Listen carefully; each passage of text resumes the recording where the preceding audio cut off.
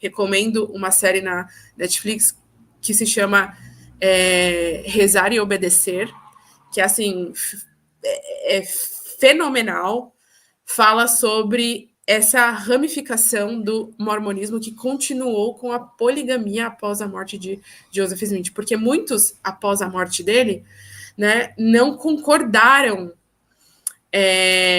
em parar com a poligamia, porque o governo americano veio com tudo, né, para cima deles, e disseram, olha, isso aqui é contra a lei, vocês não podem ter mais de uma esposa, isso aqui é absurdo, vocês vão ter que parar com isso. E aí eles recebem a revelação, né, quando tem uma pressão ali em cima, política, social, enfim, aí eles recebem revelações de que eles devem parar com aquilo. E aí né, eles param, e aí segue a ramificação que é hoje, que é a mainstream, né, que é a Igreja de Jesus Cristo dos Santos Últimos Dias, e tem a Igreja Fundamentalista dos Santos Últimos Dias, que é a do Warren Jeffs, que inclusive está ainda preso, né, por abuso sexual de várias menores, coisa que Joseph Smith também fazia, né. Existe registro de que Joseph Smith, como a Stephanie falou, teve mais de 30 esposas, muitas delas, acredito que até mais da metade, eram menores de idade, né? E que ele, que ele mantinha relações sexuais com essas meninas.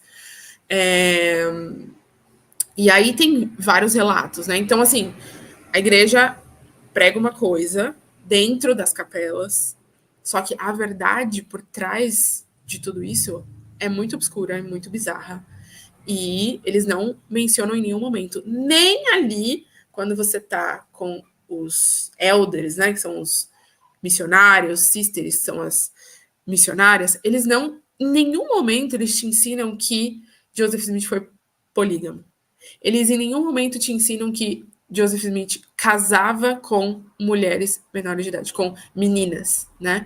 Eles em nenhum momento ensinam que Joseph Smith roubou os símbolos da maçonaria, e que essa foi uma das muitas razões pelas quais Joseph Smith foi morto, né? Ele foi, a igreja pinta ele como se ele tivesse sido um mártir, né? Que ele foi um mártir, que ele foi como o cordeiro que foi para o abate. Quando na verdade não. Ele foi uma pessoa que fez muita coisa ruim para muita gente. Ele mandou matar muita gente, muitos inimigos. Ele tinha muitos inimigos. Tinha muitas pessoas que o odiavam e que o queriam morto, né? E foi o que aconteceu. Ele morreu de uma forma extremamente trágica e merecida, porque ele era um predador sexual, né? E isso na época dele. Aí todo mundo fala, ai, mas que na época dele era normal se casar com meninas menores de idade. Mas dentro daquele contexto, assim, tudo eu acho que tem que ter limite, consenso. A gente precisa pensar que Joseph Smith já tinha uma esposa que eles tinham filhos, né? Era uma mulher feita. O que se passa na cabeça de um homem querer se casar com meninas muito mais novas do que a esposa que ele já tinha, né? Então, a gente vê claramente que existia ali, sim, um desvio de caráter, existia ali algo que a igreja não fala pra gente, e isso dói muito. A gente fica com esse sentimento de que a gente foi enganado por todos esses anos, né? Enfim, e é isso. Existem vários relatos, tá aí para todo mundo ver, tá aí na internet. O que a Stephanie falou é realmente verdade. A igreja, ela não mostra a verdade como ela é, e assim que a gente sai, a gente se depara com vários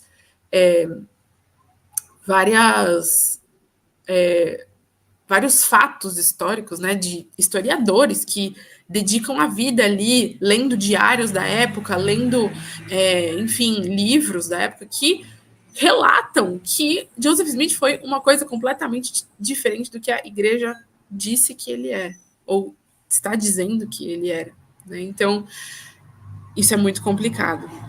Sobre divórcio, eu vou deixar para Dani, para Stephanie. Gente, perdoa. Eu chamo ela de Dani porque o nome dela é Stephanie Daniele, tá bom? Ah, E entendi. aí, mas Stephanie é o nome que ela usa. E Stephanie. Perdão. Então, Stephanie, vamos falar sobre o divórcio, então? O divórcio ali dentro da igreja, eles tratam como se fosse um último caso, né? Então, e olhe lá. Então, se, por exemplo, se o marido trai a esposa, eles ainda aconselham a perdoar para continuarem juntos. Porque que acontece? Quando você se casa no templo, eles entendem que o seu casamento é selado. Tipo assim, entende que passou ali uma cobertura e que nem que se vocês morrerem, a morte vai separar, sabe? Vai ser junto para toda a eternidade. E aí, eles enfatizam muito essa questão do divórcio. É claro que acontece divórcio dentro da igreja, mas essa coisa, né? Vamos supor, o homem e a mulher vão lá, se selaram, aí se divorciaram, por N razões, separaram lá no papel, no documento. Só que o selamento deles ainda está feito. Por mais que eles divorciaram na lei do país, o selamento deles ainda está feito. Daí o que acontece? O homem, se ele encontrar uma outra parceira, ele pode se selar com 10, se ele quiser, assim. Divorciou, casou com selou, divorciou, casou, pode ser só. A mulher, se ela quiser permanecer na igreja e quiser se selar com outro homem, ela precisa pedir uma autorização para a presidente geral universal da igreja. Então, ela manda uma carta e se a igreja lá, os profetas e apóstolos autorizarem, ela pode descelar. Aí só os profetas lá de cima conseguem descelar esse casamento aqui. Caso contrário, eu já vi casos pessoalmente que a mulher teve que esperar anos e anos e anos ela querendo se selar com outra pessoa porque ela estava selada com outro e a igreja não autorizava ela desfazer este selamento, né?